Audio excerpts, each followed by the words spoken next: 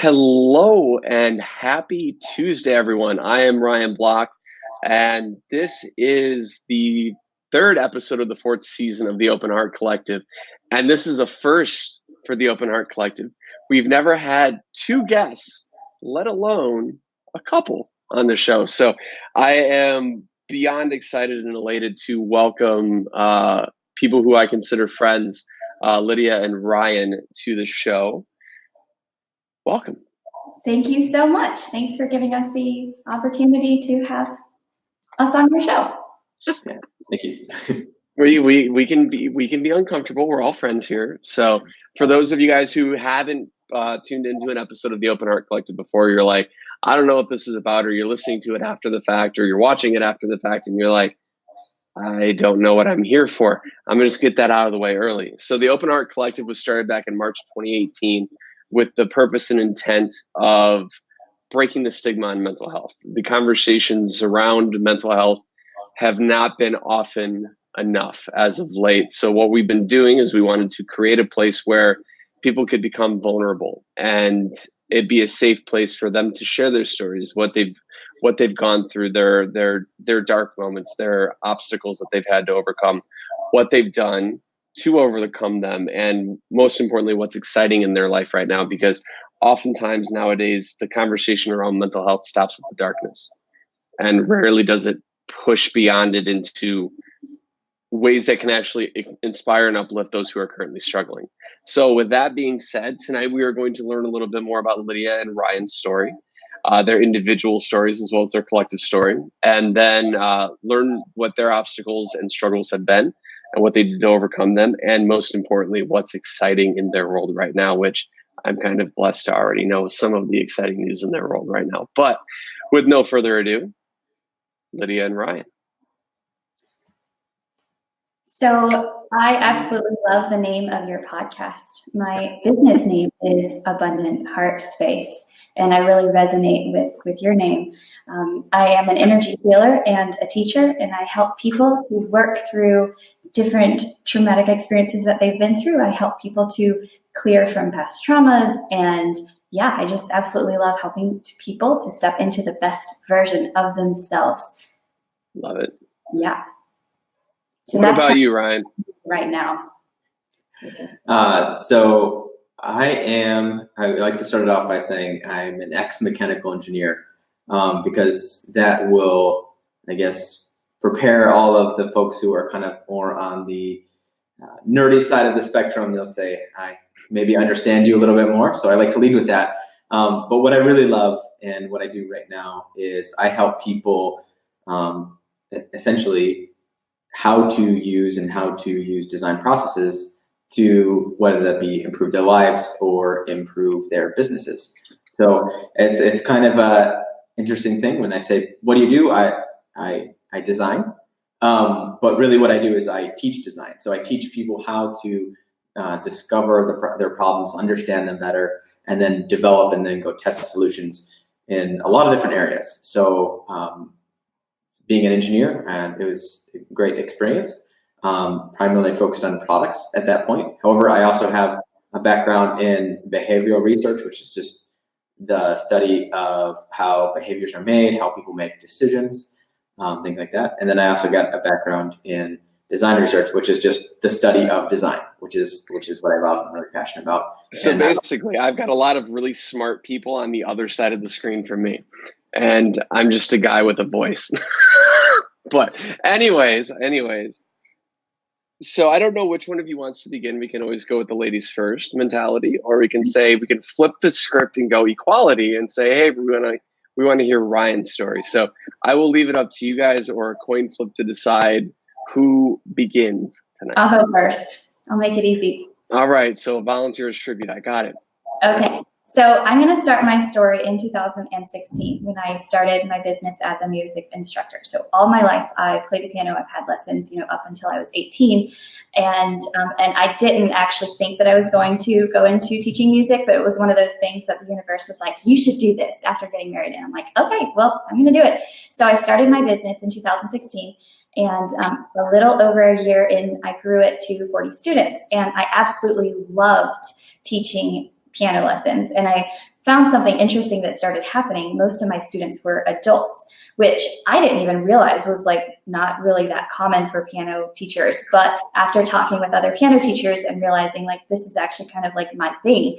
And what I found was that the clients or the students that would come in were all people who had had piano lessons before, but had such a bad experience or thought that they were not musical because of the way that they were learning how to learn music. Right. And so what I would do is I would help them to essentially recreate that script. And I taught piano from the opposite way that a traditional teacher would teach. So I taught students how to play music first and taught them the theory behind music. And then I flipped it and taught them how to read after they were already playing. And it's just like this instant gratification where, adult students can come in and in 2 lessons, they're playing and it's musical and it's so healing too. Like there's just so much healing that goes on in music. Right. And what I found that started happening in my lessons is my adult students started coming in and actually asking if we could do coaching sessions and like therapy sessions rather than piano lessons. And when this started happening, I'm like, there must be something to this. Like I should probably get certified in something. So I ended up going out and getting certified as a life coach. And I thought that was the way for me, right? Okay, so around the same time, I'm going to backtrack. So when I was 19. I was going to say, we can pace. We got an hour. You don't have to go rushing into everything right away. Just take a breath. It's okay. I go fast through life, and I have. I know this, but they don't know this. Yes. So I'm going to actually say something kind of random. I'm a co-owner in a group called Florida Cerda and Tribu, and it's actually an English group. So any girls watching, you can find us on Facebook, and it means flourish in your tribe. And every week we have themes, and this week the theme is slow down. Yeah. And I did a Facebook Live on our group for 45 minutes about slowing down. I just can't get enough of that. Like I still go fast, but thank you for giving me the permission to slow down. I will take that. I had a glass of wine before coming on the call too. I'm like, you got to calm those nerves however you can. Apparently it's like espresso for me. I don't know. Anyway, so back to my story. Around when I was 19, I started getting pretty sick. I lost a lot of weight and I started having these reactions. Like my throat started swelling up when I would eat random foods and didn't know what was going on. I was always pretty skinny, but I was like extremely skinny at this point. And so went to lots and lots of different doctors. I had blood tests. Come to find out, I had an allergy to corn of all things. Yeah. It's a hard allergy to have. Oh yeah, especially in the States. Did you know corn is in sink water? Yeah, it's everywhere. It's in sink water because they put a little bit of chlorine in the water to clean the water, and to make the chlorine mix, they have to put a teeny tiny bit of cornstarch, but that a minute amount would cause me to react. So I didn't know that. I obviously didn't know a lot of things starting out with this allergy, right. But I found this group on Facebook. It's like a corn-free group, and there are 2 different types of corn allergy people. There's corn light and corn free, and I was corn free, so I couldn't have anything that even came in contact with corn. So that was pretty traumatic. Ryan, you were going to jump in and say something. Oh yeah, I think you covered it pretty well. It's before we started even really dating. Or even it was around or that was when you were gluten intolerant, mm-hmm. Right? So I met her and that's the way she was. Mm-hmm. Then and then this happened a while later. Were we engaged at that point? I think we were just about. We were engaged when we found out what it was, but when it started, I was around 19. Okay, that's right. I don't have timeline. Yeah. So, but anyway, yeah. So I'll let you get back to it, but I'll just add in the caveat that it's some of us are list-oriented people, but take that to the extreme and just imagine a world where everything you purchase to eat is specifically specifically picked off of a list that's not just types of foods, it's specific brands, right? It's specific brands and specific types in, with the mineral water of this, or there were 2 or 3 types of waters that I could buy. And so it was like that crazy, because most bottled water has corn in the plastic, because there's so much excess corn in there. Like, what do we do with it? Let's anyway. So I mean, we know that there are a lot of these companies out there that aren't necessarily the product that we think they are. They're not a company of that. They're like a plastic company or a other type of company that's producing their purchase is the bottle or the container that it comes in, not necessarily the food item itself. And so in addition to this corn allergy, of course, I had, my anxiety got a lot stronger in all of this. Mm-hmm. I was not confident about the way I looked. I got down to 95 pounds. I had an EpiPen. The doctors gave me an EpiPen because of the reaction, like the extent of, or the greatness of the reaction. And I also, all of a sudden, started having asthma attacks. So they gave me an albuterol machine. I had an inhaler. Like, I had never had asthma before, and it's just like, boom, okay, now I have asthma too. So that was a lot, And I went from someone who was pretty healthy, like rock climbed, loved hiking and stuff too, like being super skinny.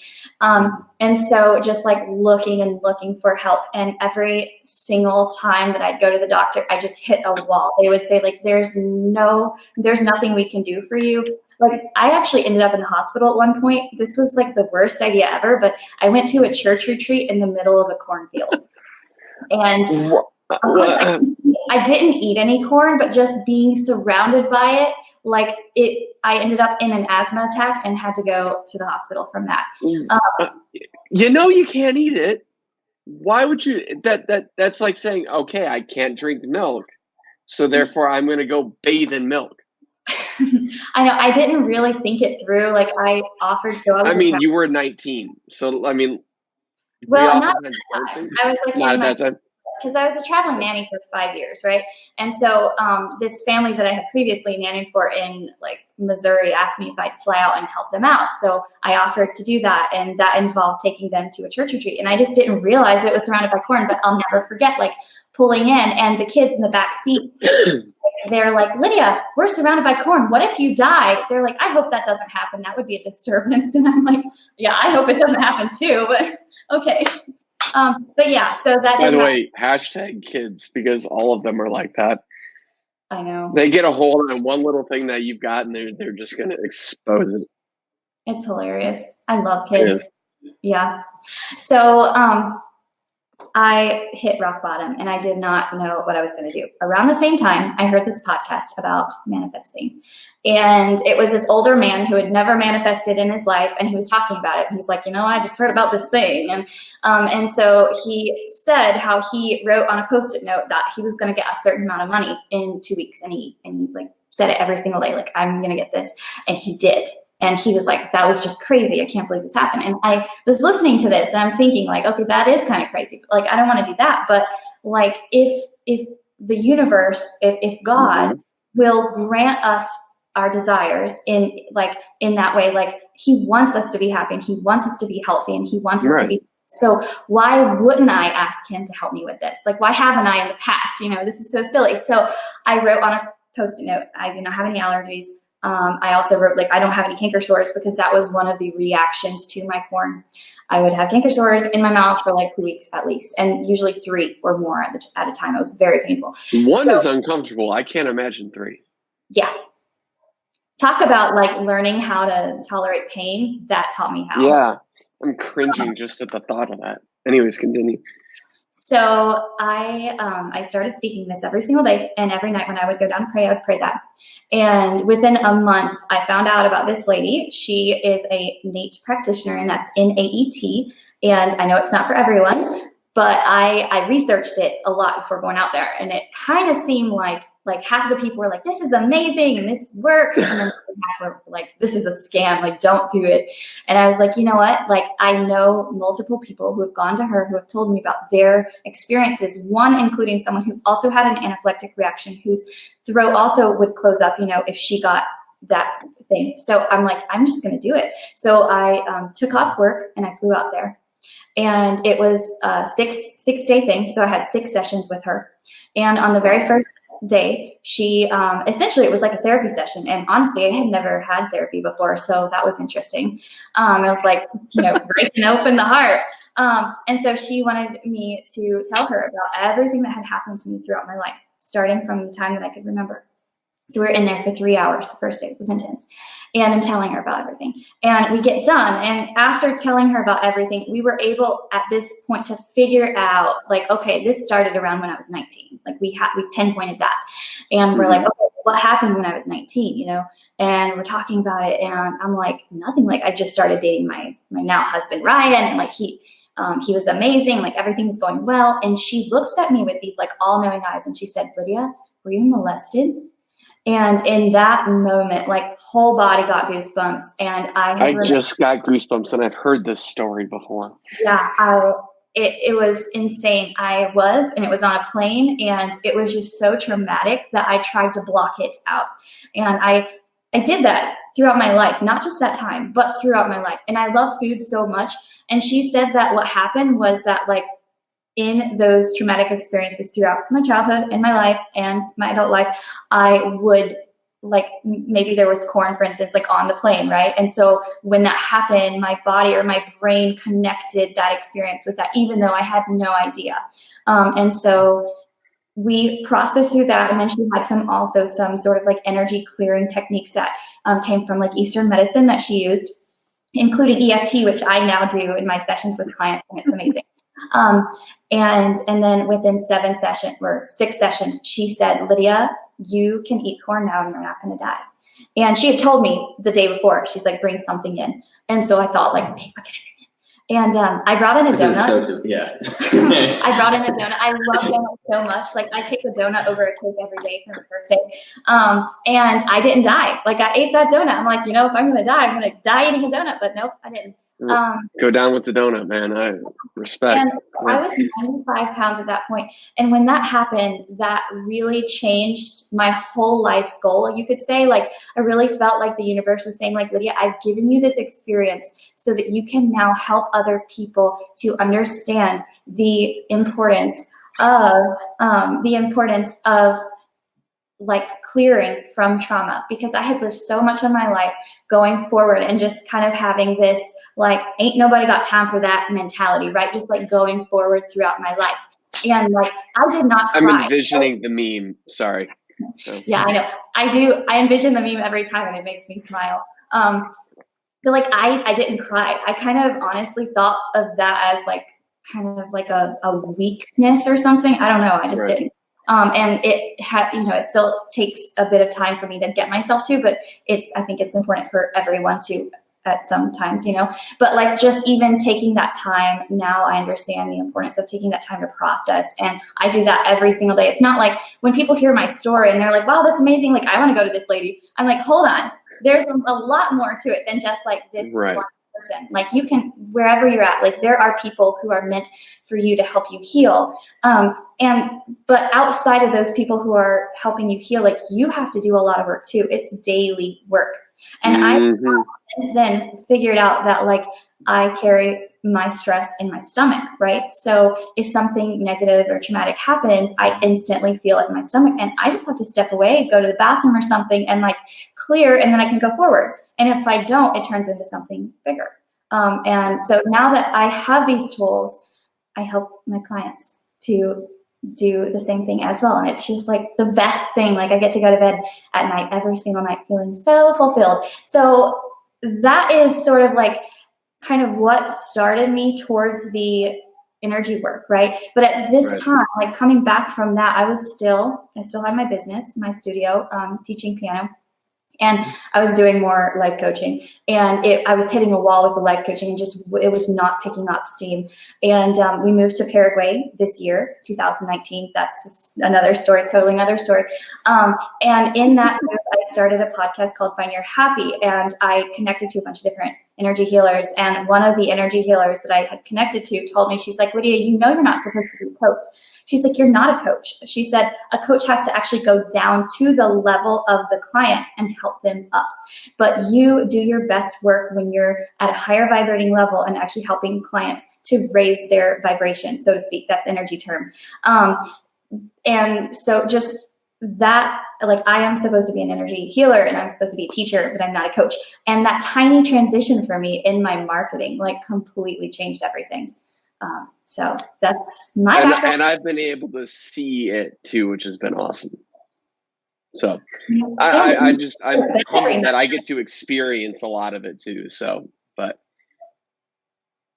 right now that Lydia completely stole all thunder from every part of the room in both Paraguay and here in the US, like, I want to hear your story now, because I don't know much of your story. I knew Lydia's story, but I know the audience didn't know Lydia's story. Now the platform is yours.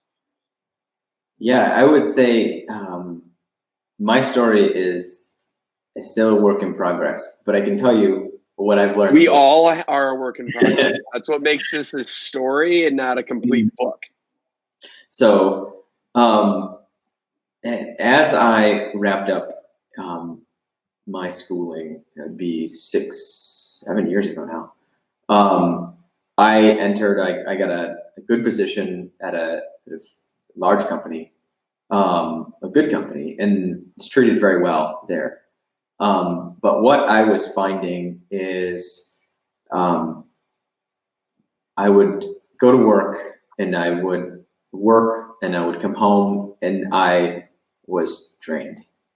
And what I was finding is that I really enjoyed the ideas and I really enjoyed the working with the people.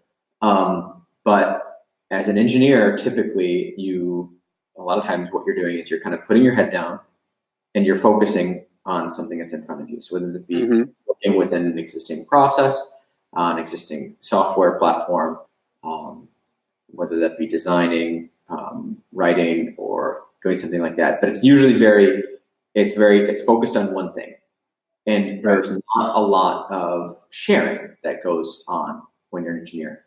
And what I found is I transitioned from that to a temporary role in a marketing position. And the paradigm completely switched. Where as it often does between marketing and engineering. Yeah. So they sometimes some of the guys in marketing will joke, or especially guys who come from engineering, guys or girls will joke that it's like once you get a taste of the marketing, and you're like, oh, the light bulb goes off. But for me, I definitely see that as being a part of my experience. It's something that I can relate to in seeing what others have gone through when the problems that they're solving. So a little bit about me is I'm an extrovert, even though I don't always come across that way. I am actually, if you take any sort of test, I am extrovert like all the way. Can I say something here really fast? Go for it. I'm just going to say that I didn't realize this when we got married. Yeah. Like I loved Ryan before getting married, like when I thought he was an introvert, right? But as soon as I got married, I'm an empath, right? So I have to have like a lot of time by myself.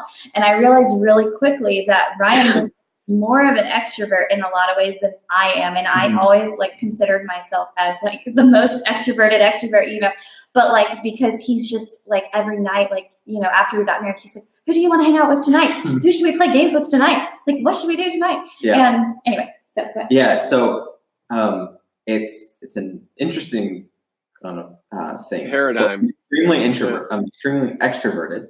But the way that I would say I process information, the way that I interact with people, I'm not so much of an empath, or at least that's something that did not come to me very naturally. Lydia's over the line like, yeah, no, he's not.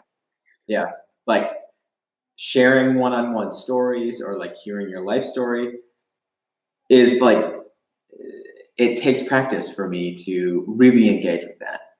But what will completely switch is when we start to discuss an idea or a topic. I have been accused of arguing for the sake of arguing before. And that is 100% true. Because for me, that sort of like mental exercise is really engaging and really fun. And for Lydia, that is like stressful. Like, yeah, I don't like to fight just for the sake of fighting either. Like, out my hair, I can't do this. This is, and for me, it's not personal at all. It's just like, let's work this problem out. Let's focus on it. Like this idea, this topic, this theme. So I'm the person that you want to discuss politics with. But you got to be careful because we're not going to get into that on this show because oh my, there could be an entire subset of this show that is just American political system right now. But you would need to be careful because no, I wouldn't, because I don't have an argument out. I'm going to take the opposite side, even if I agree with you. It's true. Because that's we'll have to take that one off, everybody, because I'm really curious to see how we can have a little back and forth about that.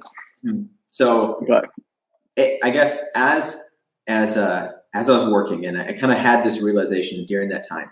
And then what I did is I went back to a very technical role, and a role where I was very focused on kind of one thing, and there wasn't as much crossover between the different platforms or the different kind of groups that I was working with. And I would say my work-life balance absolutely tanked at that point. I was absolutely drained when I came home. I was not in good shape. I mean, it's like, I think I don't know if it's this saying or not, but it's like, if there's one area in your life that is like an absolute empty, it's going to just pull from everything else.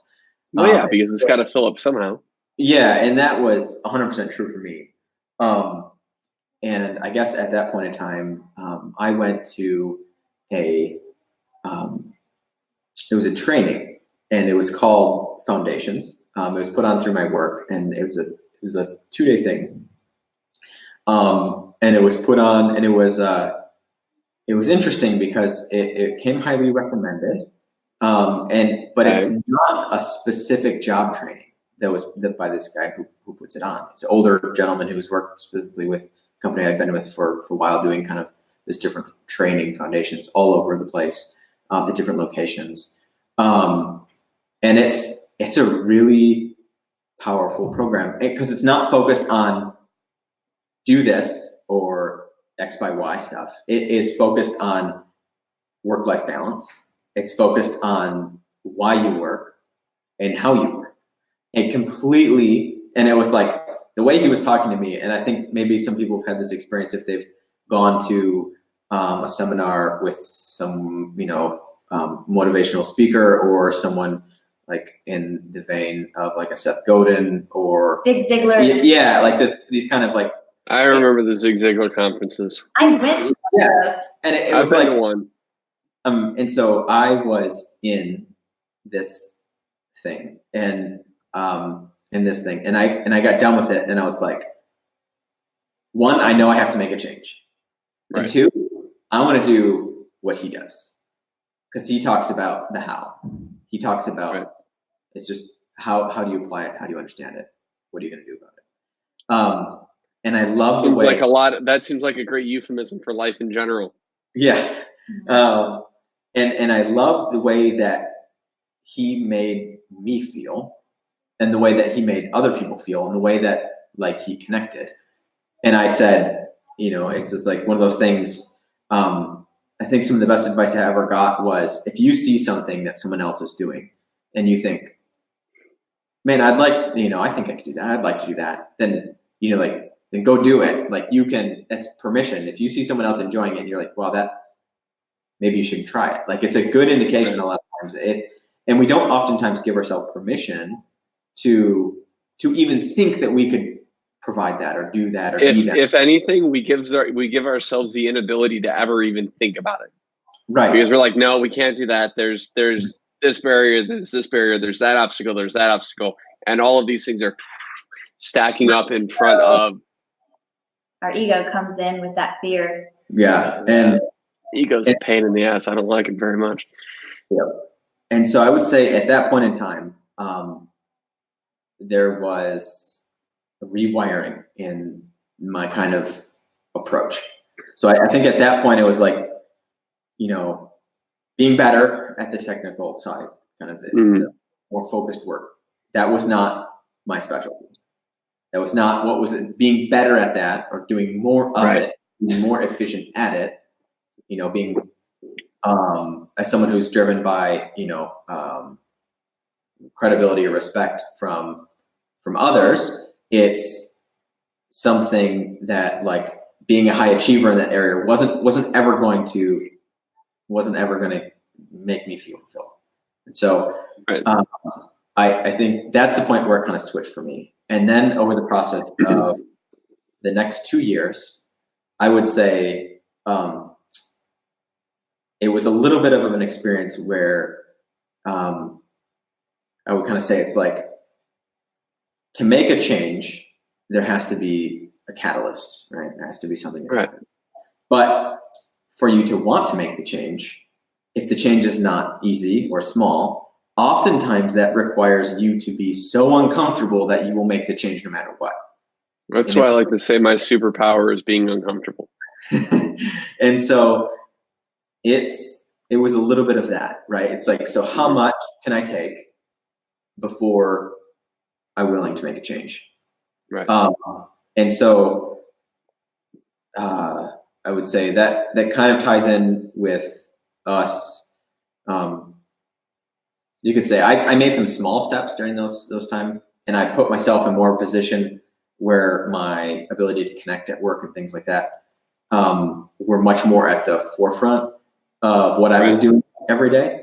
And I was able to improve my work-life balance significantly. But of course, as long as I was kind of in that kind of role, I was never going to really feel fulfilled, right? I could just improve my situation. And that was when I think I got more serious about figuring out how to make the change.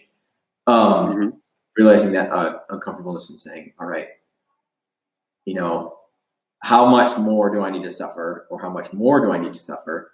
How much longer, how much more, before I would want to make a change. So at that point, I talked to Lydia. I hired a personal coach, a career coach for me, and we went through some steps. And then that was starting about 6 months or so before we left for Paraguay. And we keep on saying, like, and then we left for Paraguay. And then all for the better. No, it's just a different set of challenges, right? But Paraguay is a nice kind of break, because we knew that leading up to that, for about 2 years, we knew that we were going to be leaving. And I notified my work a year before I left, that I would, so that I could train and get everybody out, my replacement over my project up to speed. Right. And so that's kind of when it ended. And that's when about the same time, I launched fully into still learning how to become that person that I saw 4 or 5 years ago, and I said that's what I want to be. And so I would say along the way, I found a number of things that I really enjoy, really passionate about. One of those things, interestingly, relates to Lydia's experience, and that is I do a lot of self-studying and a lot of reading about behavioral economics, which is just the study of how people make decisions. And then also behavioral design, which is how do you, it can be product related or service related, right? So how do you make Instagram as addictive as it is, or is big ad, or how do you piss off a lot of people on Instagram? You take away the story feature, or the ability to see more or have more people see your stories. But again, whole other conversation. Yep.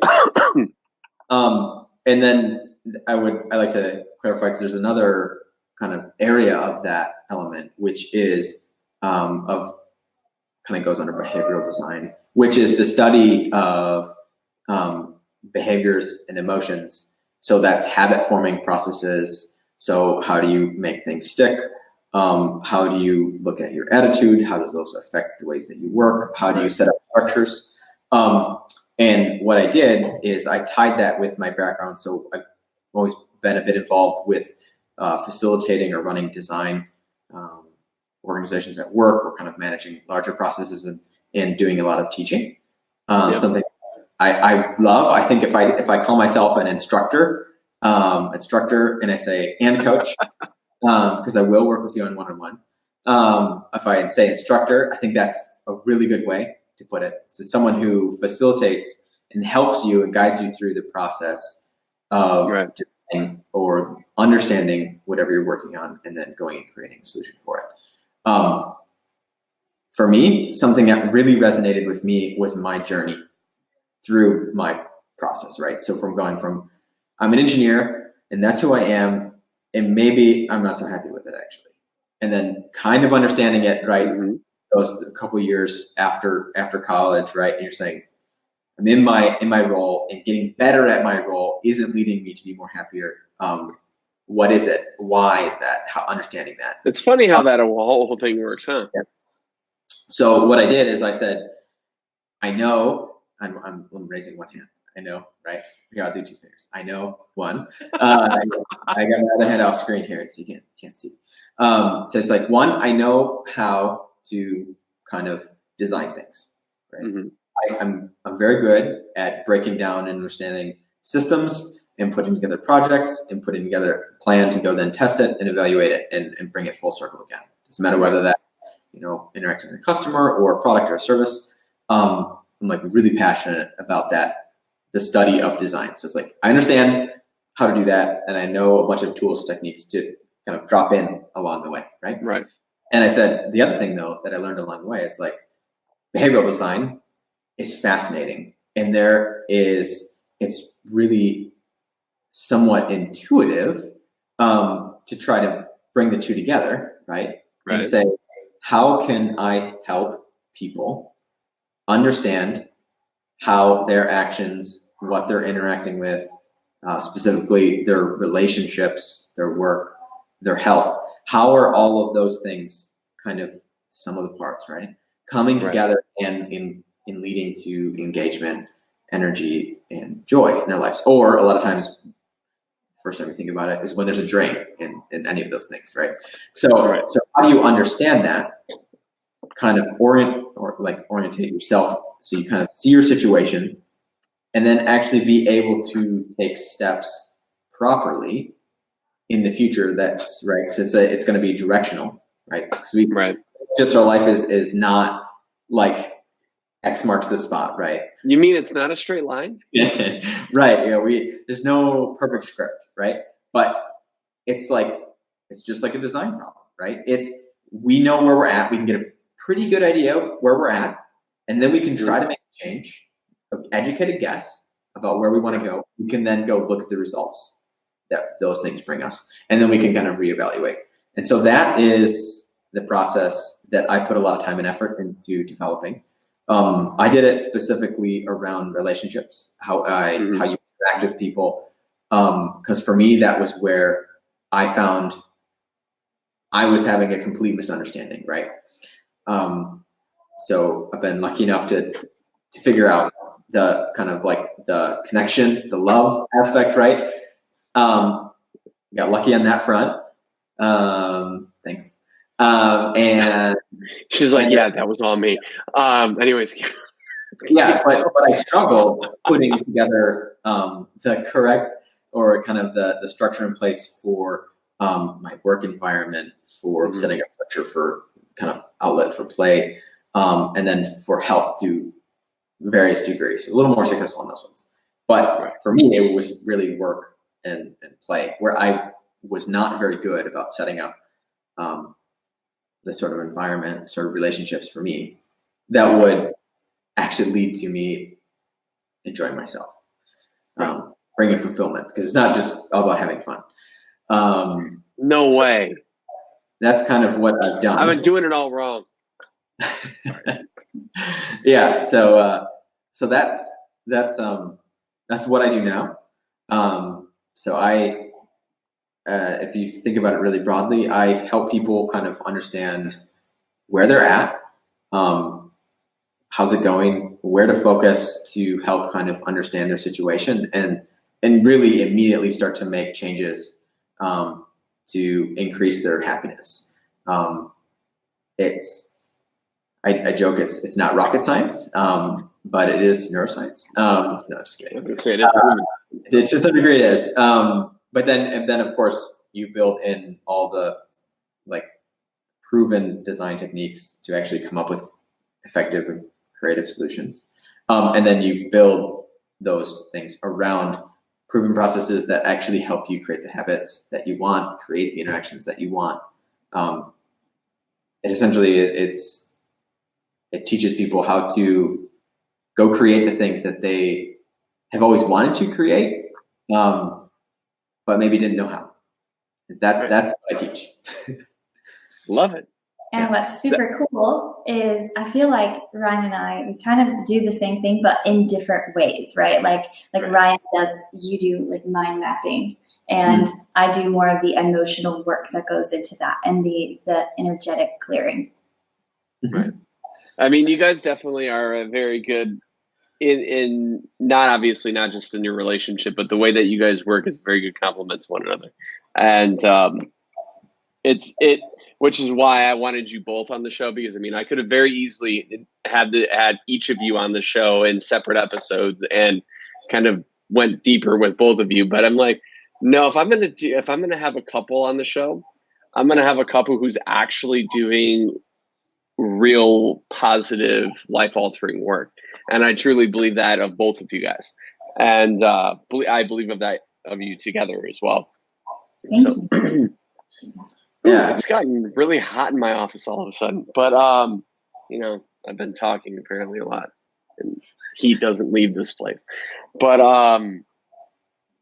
so all of that to be said, we definitely touched on what the story was. We definitely touched on obstacles and things that had to be overcome, from realizing that the core analogy was a mental block and not a physical limitation, to getting past I'm gonna kind of call out all the engineers out there, the boring day-to-day, go in, clock in, work my 4 hours, take my lunch, go back and take the last 3 hours of the day, punch out, go home, do the same thing. I can't do that. Like, that drives me. Some people can, though. Yeah, I know. I absolutely they can. Absolutely. And to them, they're fascinating to study, because I can't be that way. I can never just stop. Which is, again, why we do these episodes. This has been the earliest episode of the season, by the way, because everything else has been at like 9 o'clock my time, which is like 10 o'clock Eastern time, when it's just like, no, that's not happening. 10 o'clock our time. Can I add one more thing that I feel like I've overcome like recently in the last absolutely. Okay, so in that core and allergy experience, I've always been an empath. I've always felt energy very strongly, but right. I didn't have the tools and I didn't have the boundaries to know boundaries really where it's at, right? How to feel my energy versus other people's energy. And so I have learned those tools, and that has been so transformational. So for empaths, we go to that energy of empathy naturally, innately, right? Just like instantly when we're around someone. If we're not conscious about not going to that energy, we will. And something that has changed my life is that now I go into the energy of compassion when I'm with people who are down, with people who are in a lower vibrating energy, because the difference between compassion and empathy is that compassion has boundaries with it, right? So you're able to be around someone who is super down, and you're able to just love them from a distance instead of instantly like going down to their level. And that it's not like this. It's a little bit more like, and you can be close to them. It's just like learning those. And even energetically speaking, like we all have an aura, right? And that's like our energy field, and learning how to bring my aura in. And now I get to teach clients how to do that, because empaths actually have their auras further out naturally. Even if you didn't know you have an aura, it's your energy field. Everyone has one. And so apparently yesterday mine was white. I don't necessarily know what that means, but I had a meeting yesterday evening and I was told that mine was radiating white. It's typically like purity. I mean, that sounds so cliche, but Ryan Watt, peace and goodwill. yes. No, I'm just kidding.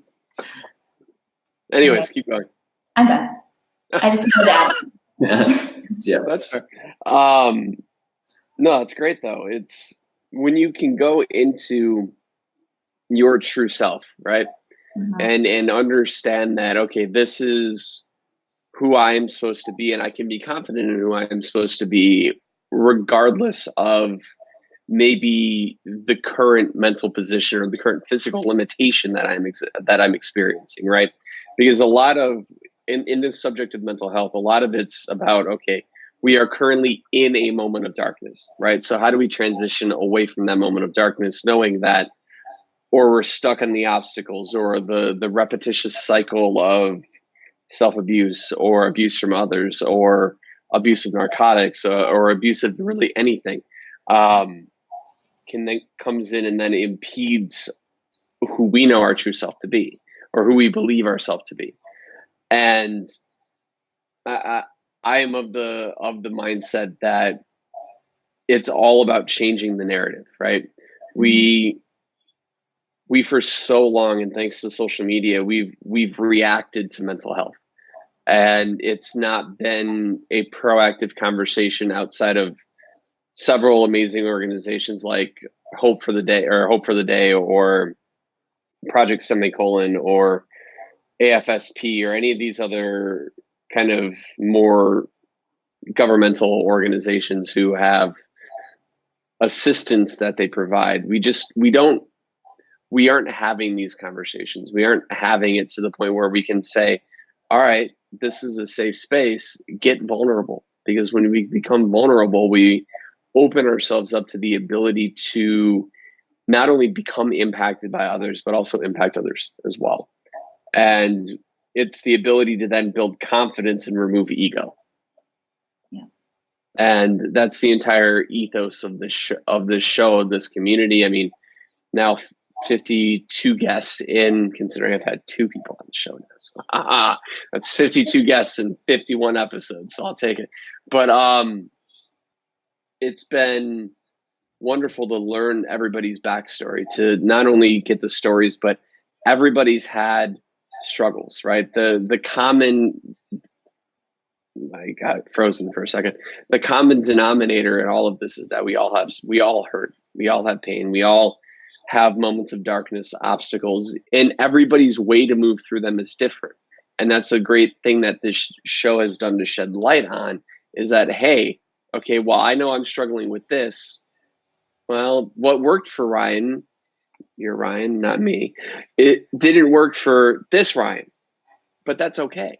But the fact of the matter is now that we have ways or tools or knowledge that we can adapt and potentially mold into our life to make our lives better. Mm-hmm. And, or to at least make our lives less shittier. Mm-hmm. I mean, it has been an interesting year. I mean, I don't know how many people actually know this about me. So we have a few extra minutes. So usually it's very programmed. And then last week we had a technological glitch where my guest actually dropped off of both platforms when I was doing this. And then I was left to talk about me, which was weird because this isn't been about me. But I've always worked for other people, right? Much like Ryan. I'd have jobs, but I would leave and I would just be drained. I would just feel like, ugh. And then I'd get up in the morning and be like, nope. But I'd get up and do it anyways.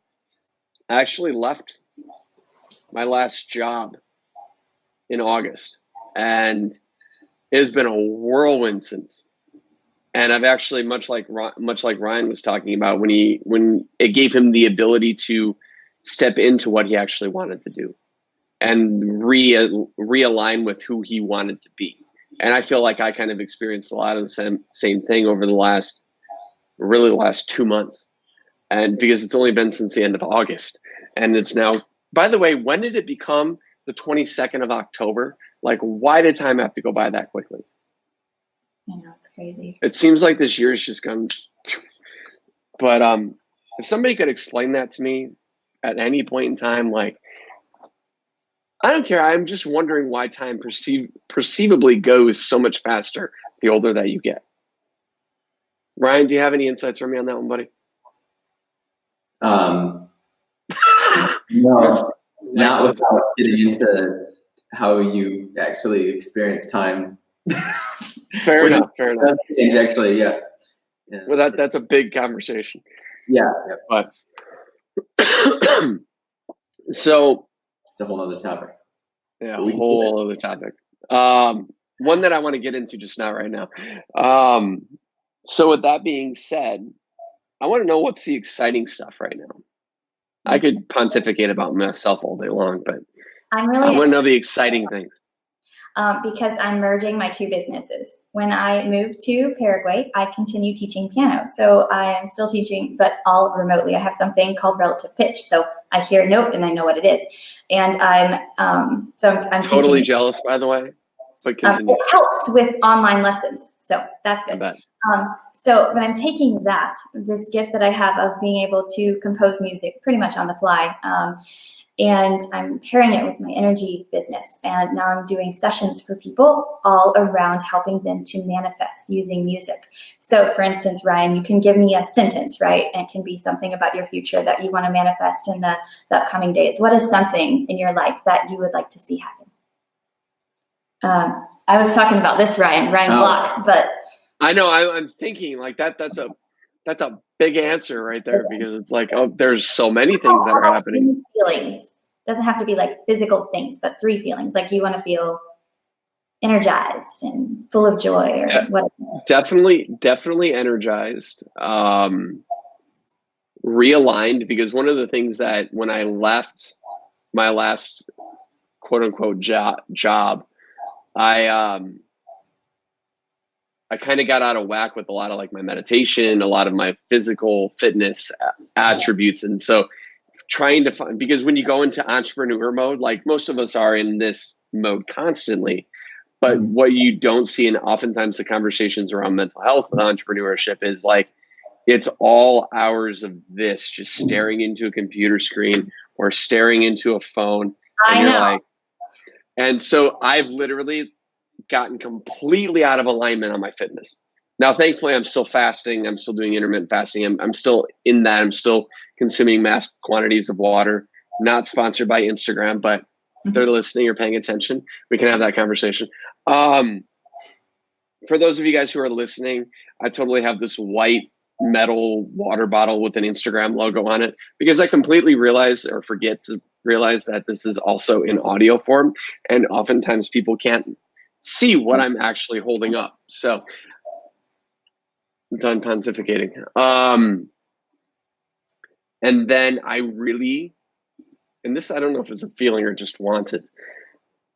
I've had tinnitus for like the last month. It comes in waves where it'll be really severe and then it'll go down and then it'll go back up again and then it'll go back down again with no consistent cause. Mm-hmm.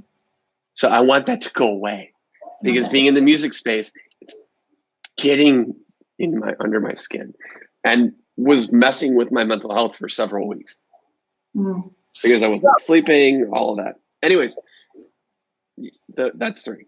Okay, I'm so sorry to hear that. And so what I'd like to do for you, just for fun, and because you're my friend, and because you let us on your podcast, so to give back to you, I am going to later send you a recording of me playing that those three things out on the piano. Okay. And what I actually do in my sessions with clients now is I have them record it with their voice, and then I play the piano over their voice so they can meditate to their future. And what I've done is I've taken the energy of their future and put it in their present, and it just centers you, it balances you. And yeah. So. Yeah. All right. So, I mean, I don't know how you're going to follow that, Ryan, but you can try, buddy. Again, I am completely outclassed, and I'm okay with it. You should see some of the solidarity, my man. Yeah, actually, you should see some of the. This is proud husband plug. You should, like, Lydia every now and then will like share a personal note that someone that she's worked with has got like given me, and like some of the stuff she's done recently. It's like I'm like, can you share that? Like, can you post that? Because it's like,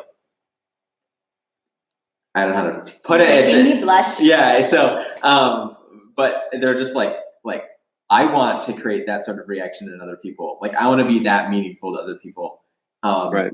I want that. Like, I want that now. So I want to create that for other people now. But it's like, she's like, well, it's a little vulnerable, and so I can't share some of those things. So it's like I get to hear them, and I was just like, I'm like, man, you need to figure out a way to get these out there. But well, no, this is what you do. You don't necessarily say the story. It's like when you look at film, right? Yeah. The inspired by true events. Those are real stories. Often characters are changed, locations are changed, those types of things. So it could be shared. It just takes some creative juices to make it happen. Yeah, I'm gonna challenge her. Challenge issued. Yeah, she's sharing with me, right? You know, sharing with. Anyway, I'll stop.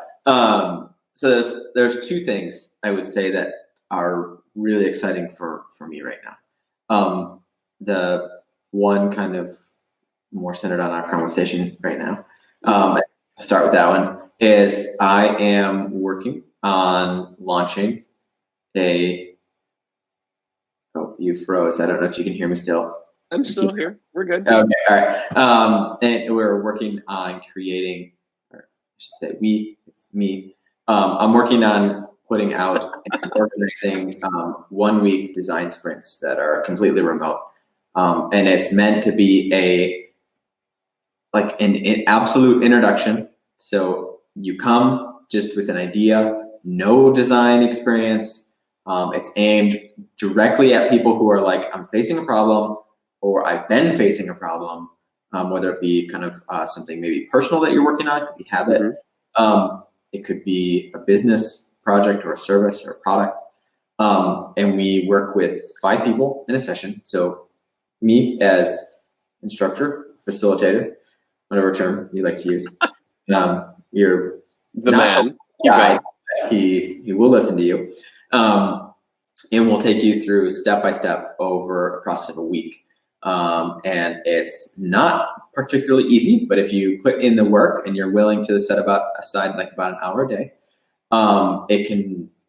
I mean, you'll be guided step by step from understanding it to mapping your problem to really actually picking what you want to focusing on to going all the way through and actually developing like a little test something and then getting out and getting back in data. So and then kind of being able to reorient yourself, and then of course if you wanted you could jump back in the next one and the next week if you wanted. So I'm launching that now and this last week, and I've gotten some interest, but it's open.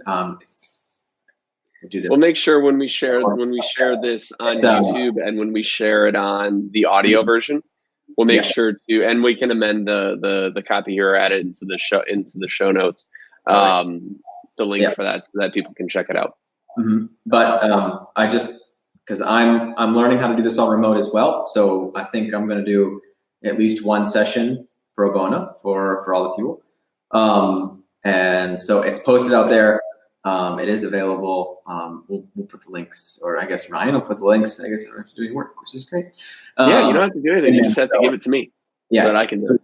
I guess if I could speak directly to anybody listening, if you have a problem or you've struggled getting started with something that you're facing, and it just seems like you've faced roadblock after roadblock, and you haven't been able to kind of get the traction and get started, like, come join me. We'll walk you through it, and you'll join 4 other people, and you're going to be working each on your own project, but it's highly collaborative. There's like no lecturing. It's completely project based. It's all about discovering, learning, doing, and going fast. So yeah, that's my passion. Love it. And that's what I want to help people do. So that's like the super exciting thing, more related to what we've been talking about. But the second thing is, Lydia and I are now dog people. Yes. I like how you said we are now dog people. Yep. Like we weren't dog people before, but now we dog people. It's pretty much how it worked. No, actually, literally. So we got a call last Thursday, about 7 p.m. at night, and the call went like this. Oh my goodness.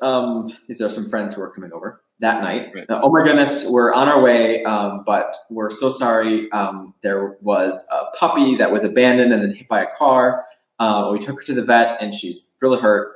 But she needs a place to stay tonight. She can't stay with us, and we're looking for a place for her to stay just for the night before we kind of work out with the vet or find someone to take her for a while. So we're like, we'll take her for one night. We'll take her for a night.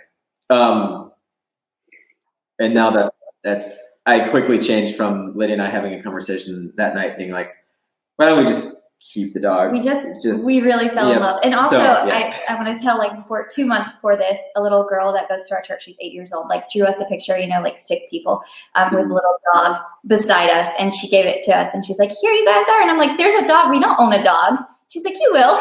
And I'm like, okay. Children, the best manifestors. I know, really. Yeah. Lydia and I have been talking about getting a dog for a while now, but we did not anticipate there would be any time soon. It just so happened that Luna is what we're calling her. Yeah. If I can name, I'm still really bad at that. You think he calls her like every other name, but not Luna. Just dog. Yeah. Anyway, so now we have Luna, and she's under the weather, but she's healing. She's got pretty scraped out, broken rib. Hip was bashed pretty good from the car accident, so she's a cone on her head. cone head, cone of shame. I don't know if we said this, but she's a 3-month-old lab. Yeah. She's really so cute. Basically she's just really cute. Yes. She's a fur ball. Is absolutely probably crazy. Well, not too crazy with the fact that she's getting crazy. Yeah, we got her, and we're like, is she just docile, or is she just like really hurt? And it was definitely the latter, because she's been chewing everything up today. She's like, she's got one leg like bandaged up, and so she's like 3 legs and just going everywhere and not sleeping nearly as much anymore. Yeah, that's true. Welcome to being a parent. Yeah. We're gonna have to buy a new weed eater because she like chewed the cord. Oh yeah. Yep. Yeah, that's just called parent life. Yeah, that's dogs, that's cats, that's just being a parent. I always thought that I should get a dog if we ever thought of having kids, because I always kill my plants, and I'm like, I should see about having a dog first to see how this works. So this is a good plan. And I'm also realizing something else, because I do not have maternal instincts when it comes to her at all. Like, I sleep throughout the night, and like Ryan, the first night or the next morning, he's like, he wakes up and he's all like, like all sleepy. He's like, Lydia, I literally got up 3 times. I'm like, you did? I didn't hear you at all. Yeah, she does not wake up. And if she does wake up, she's still asleep. Not cognizant of the fact that she's now waking up. Yeah. Dog can't get up and down the stairs. It's only got like 3 legs, and especially when she's hurt. So I'm like carrying this huge fur ball downstairs. Oh, all over the place. He's a good daddy. But that's a lot of exciting things all kind of coming together all at once. So I'm really happy for you guys. It has come to be that time where we must wrap up. This is why the show is an hour, because try to fit this into 15 minutes doesn't happen. So with that being said, where is the best place for, if people listen to the show, obviously we're going to include in the links, but if somebody wanted to connect with you guys on a platform, what platform would be the best way for them to connect with you on? For me, Instagram. Definitely check me out at Abundant Heart Space, and then my website, abundantheartspace.com as well. And I have a podcast called Find Your Happy, and you can find it on any podcast. Thank you. Love the plugs. I love the plugs. If you go to Instagram for her, I think you can get to everything all else. on there, yeah, on Instagram. It is. Yep. Instagram is the same one for me. And it's definitely central hub for where I run everything else.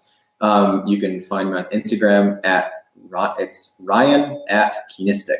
It's like our last name mixed with heuristic, which is essentially basically KEENISTIS. I can't spell. TIC. There you go. It'll be in the links for anybody who's watching me flail around trying to spell things. Yeah, but a little play on words, but I love it. Awesome, my friends. Well, thank you so much for being a part of this episode. Thank you very much for being a part of this community. It means the world to me. Thank you to everybody who will hear this after the fact or watch this after the fact, or if anybody bounced in live. They changed my formatting, so I can't even see if anybody joined in, because all of it my interface has changed. Anyways, so that being said, I just want to say a very deep amount of thanks to both of you and to everybody who continually week in and week out supports this show and this community. So with that being said, we will be back. That would be proper English, Ryan. We will be back next. Wait, got to double check. Yes, we will be back next Tuesday. I had to double check because my birthday's Monday, so I didn't necessarily want to have an episode on my birthday. So I had to just be sure I was getting my days right. So yes, we will be back next week with another episode. But in the meantime, as I wrap up every content piece that I have put out for the last nearly 2 years now, I'm going to say the following. It's my own little, I don't say mantra or whatever. It's just a little saying that I say. So here it is. So it starts off with number 1, which is to be happy. Or not be happy, find happiness. Number 2 is to have fun. And number 3 is to work, because everything in life that is worth it takes work. But, very large but, there is no amount of work on planet Earth that can bring you happiness or fun. So you have to find those two first. And make sure, and again, I'm admittedly terrible at this lately, but make sure that you take time to breathe, even if you just say the word once a day, because it does that really, really cool thing where it forces you to do the action that the word is. So with no further ado, I'm going to end this episode. I'm going to say thank you to my guests. Thank you to all the viewers, all of the listeners, all of the continual supporters of this community and this show. And we'll see you guys next week.